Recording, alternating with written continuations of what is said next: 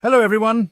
In this video, I'll be translating and summarizing the latest Urdu broadcast by Sabir Shakir to make it accessible for our English-speaking audience. Let's go through the key developments and insights in Sabir Shakir's words. Let's share some latest and important updates from the federal capital, Islamabad. Today is June 7th, and we'll take a detailed look at the current situation in Pakistan, its events and political landscape. The first night of Eid has passed, and on this occasion, Pakistan's political and non-political military rulers issued grand statements to the public. These messages talked about unity, faith, firm belief, conviction, and also the spirit of sacrifice, even the idea of sacrificing for the homeland. Today is June 7th, and we'll take a detailed look at the current situation in Pakistan, its events and political landscape. The first night of Eid has passed, and on this occasion, Pakistan's political and non-political military rulers issued grand statements to the public. These messages talked about unity, faith, firm belief, conviction, and also the spirit of sacrifice, even the idea of sacrificing for the homeland. But what is actually happening on the ground? Some of our rulers celebrated Eid in Pakistan while others observed it in Saudi Arabia during Hajj and Umrah. So what's the real situation? I will share some news with you. The first night of Eid has passed, and on this occasion, Pakistan's political and non-political military rulers issued grand statements to the public. These messages talked about unity, faith, firm belief, conviction, and also the spirit of sacrifice, even the idea of sacrificing for the homeland. But what is actually happening on the ground? Some of our rulers celebrated Eid in Pakistan while others observed it in Saudi Arabia during Hajj and Umrah. So what's the real situation? I will share some news with you. But the major headline today is from the courtroom, where Imran Khan made a statement in front of the judge and sent a strong message directly to Field Marshal General Asim Munir. It's a powerful message, and we'll definitely talk about it. But first, let's take a look at the overall conditions. Right now, during this Eid, poverty, inflation and unemployment in Pakistan are at their peak. The situation is dire, worse than words can express. From labourers to farmers working in fields, life has become a hardship, a torment. No worker, whether working in a shop, running a business or toiling in the fields, is receiving what they rightfully deserve. Reports from the World Bank and other international financial institutions have already been published, stating that more than half of Pakistan's population, around 110 million people, is now on the brink of disaster due to poverty, inflation, unemployment and destitution. Inflation remains out of control even during Eid. Even basic items have surged. Things like tomatoes have reached 40 to 50 rupees per kilo. And what are our rulers doing? They are spending more on themselves than on the public. Let me share some more news. According to the Human Rights Commission of Pakistan, millions of labourers across the country are working on wages far below a reasonable standard. And as a result, they're, forced to choose between paying for essential needs, electricity, medicine, school fees or food. Do they pay their children's school fees or the electricity bill? Do they ensure their kids' health or education? Pay rent or keep the kitchen running? That's the situation. The Human Rights Commission of Pakistan has said that the minimum household income should be at least 75,000 rupees per month, whereas the current average is just 30 to 35,000 rupees. I believe this is a very reasonable demand. Setting 75,000 as the minimum wage won't bring about doomsday. The truth is, our rulers' extravagance has reached astronomical heights. Funded entirely by your and my money, the taxes we pay. Every citizen in Pakistan in one form or another is paying direct or indirect taxes. Whether you buy milk, sugar, toothpaste, soap, everything is taxed under GST. Even using a mobile phone involves taxes. Yet none of this money is spent on the common citizen's welfare. It's not being used to make Pakistan a welfare state. Instead, it goes toward the luxuries of the elite and the powerful. Just 2 days ago, the Speaker and Senate Chairman, who already enjoy countless privileges, had their salaries raised from 200,000 to 250,000 rupees to 1.3 million rupees, a 6-fold increase. Meanwhile, general salary increases in the budget are capped at 10%, and even that often gets reversed or clawed back. The salaried class pays the most taxes, over 500 billion rupees in just the past 11 months. Now let's talk about another extravagance. We spend excessively on display and advertising. The government pays the media for ads, essentially bribes, to present a positive image and suppress any criticism. They buy off intellectuals and media owners so that the public's real issues remain hidden. Here's one example. In Lahore, before the Eid animal sacrifices, rosewater was sprayed on roads, sidewalks and bus stops.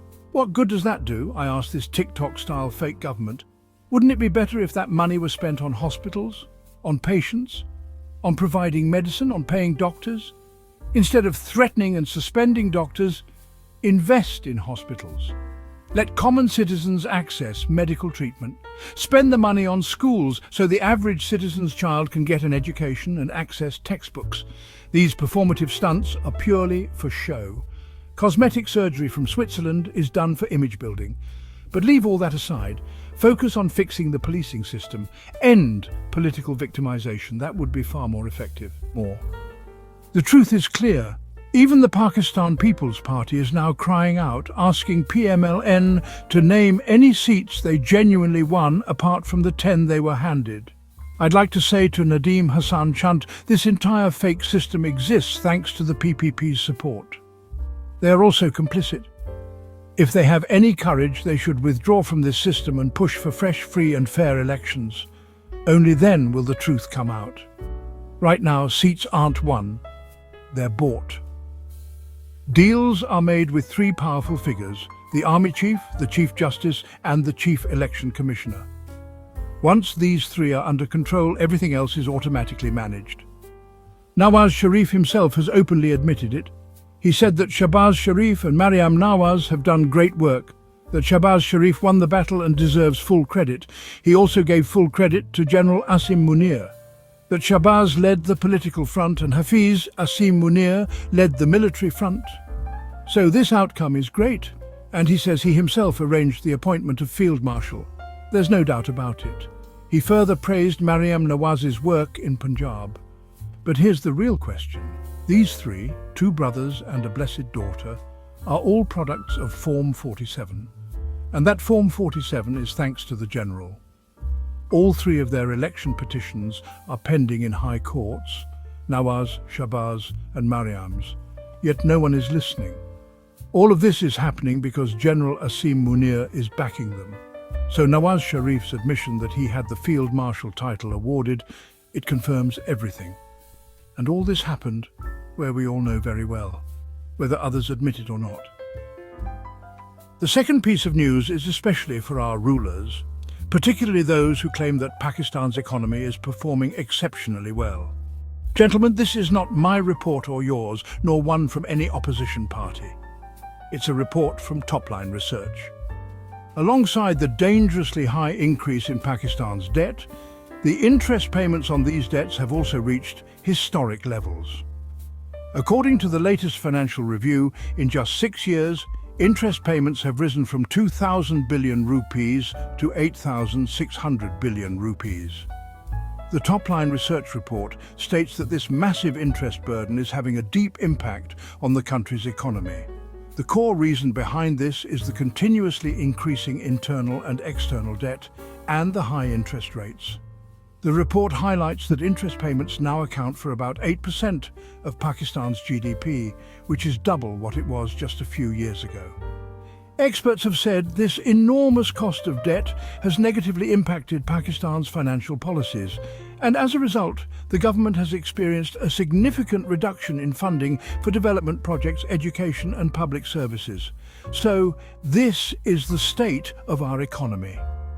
Now that I've laid out this situation before you, let me also tell you that every day there's some news about our Field Marshal General Sahib. Those considered to be close to him, political analysts, intellectuals and other insiders, share daily updates. I believe these individuals shouldn't be blamed. They merely share the information that's passed on to them, and they present it to the public. Now let's talk about a significant development that took place during the last hearing in the jail court. Imran Khan addressed the judge and said, "Your Honour, I want to say something. If the Field Marshal has taken an oath, then I too have made a vow.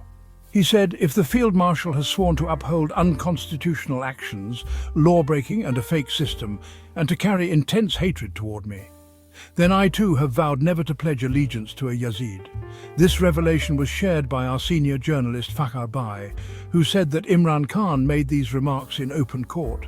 Imran Khan added, the entire system is corrupt, Pakistan's economy is being destroyed. But if our real rulers, the ones with true power, feel proud of this fake system and have taken an oath to defend it, then I have taken an oath too, he continued. Yazid, Shimur, Pharaoh and Nimrod all were powerful tyrants in history, but they all ultimately perished. So I will say this humbly to all those in power, please occasionally lower your gaze, look at your feet, and sometimes glance toward the graveyard. That is where we are all headed. And if you continue protecting this oppressive structure, this fire will reach you too. And when it does, you won't be spared. Mustafa Nawaz Kokar, who left the PPP on principled grounds, is honestly one of the few good voices left. He said that the way election results were changed overnight on February 8 through Form 47, it makes him question whether there's any point in spending taxpayer money on elections at all. He asked, if you're just going to sit in an office and issue the results using Form 47, then what's the point of the electoral process? Mustafa Nawaz is right. But I would like to add one more thing. All of this isn't happening for no reason. Our Field Marshal is influenced by General Ayub Khan and General Zia-ul-Haq. His policies, clearly reflect this. So there's no doubt. He is gradually moving towards the same Shura-based system that consultative dictatorship General Zia advocated. Because now that he has become Field Marshal, it's, pretty evident General Ayub Khan was the first dictator.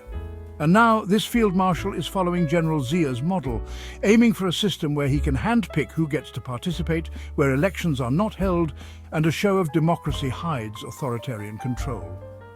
That wraps up our translation of Sabir Shakir's video. I hope this English version helped you understand his message better.